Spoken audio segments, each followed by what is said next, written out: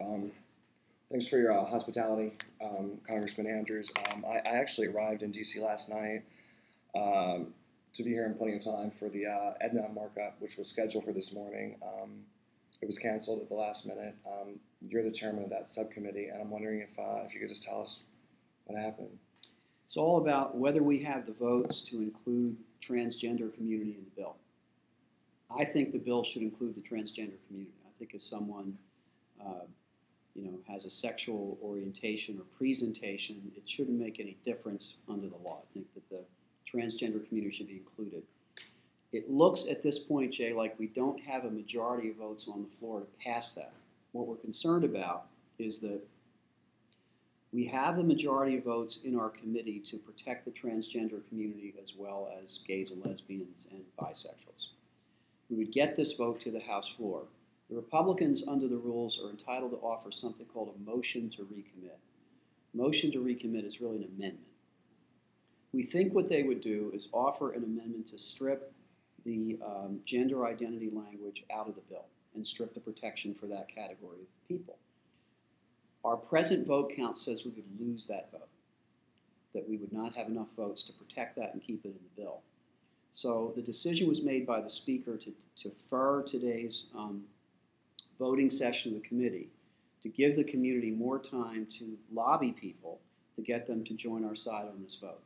So that's the reason it was postponed. I'm very disappointed. I mean, I've been preparing for this for a very long time, and I care very deeply about this. And I'll tell you, it's been very emotional to sit with people like Barney Frank and Tammy Baldwin, for whom this is very personal, and watch them agonize over the fact that it looks like we have to make a choice between passing a bill in the House that protects gays and lesbians but not transgender people, or stopping the whole process. So that's why we have this delay today. It's disappointing, but that's the plan we're going to work through. So two weeks, you said we might take it back up, or maybe... I think it could be sooner than that.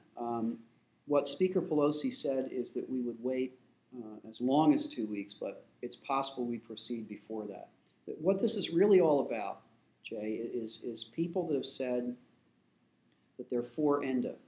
We now have to ask them the specific question: would you vote to keep transgender protection in the bill or not? My answer is yes, I vote to keep it in the bill. But unless we get 218 people to take that position, we're at risk of losing the whole thing, which I think would be a setback that would be tragic.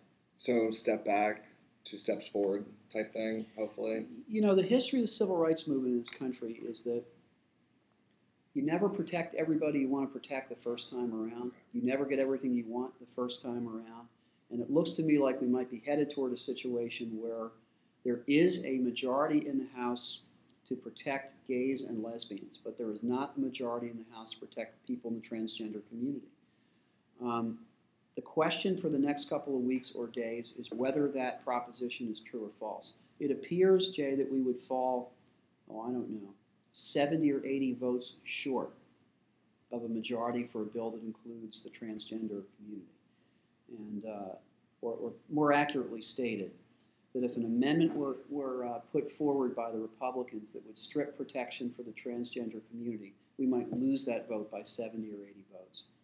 And you know, there's a psychology of winning and there's a psychology of losing. The psychology of winning is that when we pass this bill out of the House that protects gays and lesbians, and I hope transgender people, it will put pressure on the Senate to take up this measure. Now, you know as well as I do, you need 60 votes in the Senate to get anything taken up. And I don't think we have 60 votes sitting here today, but I think the larger the vote we get in the House, the more likely it is the Senate would have to take this up. If we lose, however, it gives our opposition in the Senate sort of cover to never take up the bill. Okay. I don't know if you've known this, but this whole transgender component of this bill is actually exposed a lot of fissures within the GLBT community as well. Sure. So it's been a little bit surprising how emotional the netroots and grassroots response to this has been. I think I'm not at all surprised because look, this ought to be an emotional issue. This is about whether someone who is a human being should or should not be protected by the law of this country. And I think if someone is biologically male and chooses to present himself as female, I think the law should protect that person. I don't think that's in any way relevant to their ability to do their job. But the question around here is building a majority. And sitting here this morning, there is not a majority for that proposition. And the question then becomes, do we sacrifice changing the law to protect gays and lesbians, for which there is a majority sitting here this morning? Do we sacrifice that gain for this issue, which is so unfair? So no wonder people are emotional about this, and I don't blame them. And I've read Steve Goldstein's note, for example, the sort of warning he set out about this to get the community engaged. And again, I'm with him.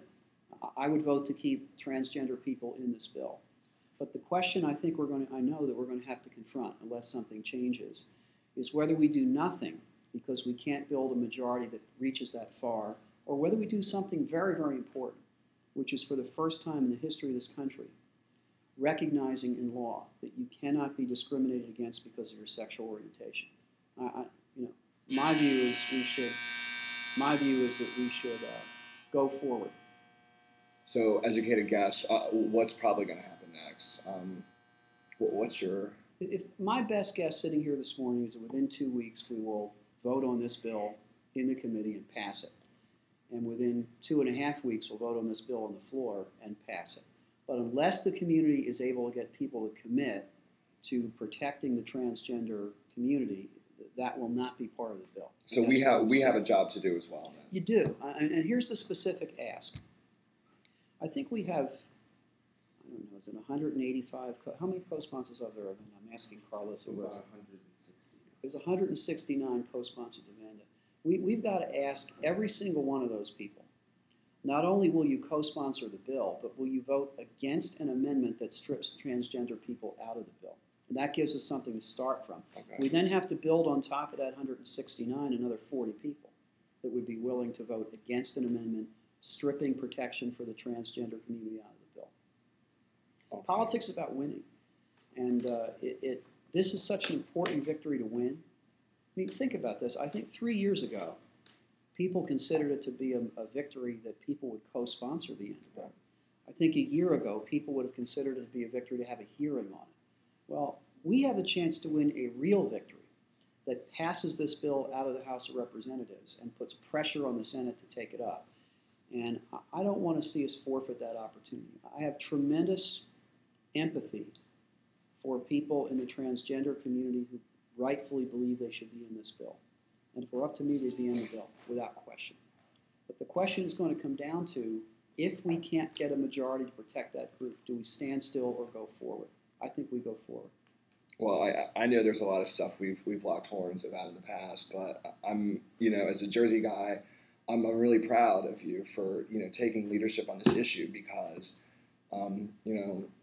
our whole community has been marginalized, and especially this smaller component within our community. I mean, we can't even get, a majority of gay people all the time to stick up for them. So as far as I'm concerned, it shows some leadership and courage, and you don't hear a lot of these kind of stories coming out of D.C. You're going to hear more of them because the tide is turning. I mean, what's kind of bitterly ironic, kind of funnily ironic about this, supporting employment rights for gays and lesbians is now kind of the conservative position because now the question's moved on to civil unions and other issues, which shows you the evolution of civil rights. I mean, in the 1950s in this country, liberals favored getting rid of de jure discrimination, getting rid of laws that said that people of color can't use the same drinking fountain as someone who's white. But by the 70s, people favored getting rid of de facto discrimination, which said that even though there's no law that says you can't buy a house in a certain neighborhood, the reality is you can't because the realtors won't show you a house in a certain neighborhood, which got us the Fair Housing Act. So, look, the history of civil rights struggle in this country is that you get what you can when you can get it and you keep moving. Right. And I think we're at a crucial crossroads in the history of civil rights for gays and lesbians and for transgender people in this country. And I think for us to stop because we can't get everything we want would be a huge mistake. Right under 10 minutes. Perfect. No, that's a YouTube. My intuitive sense of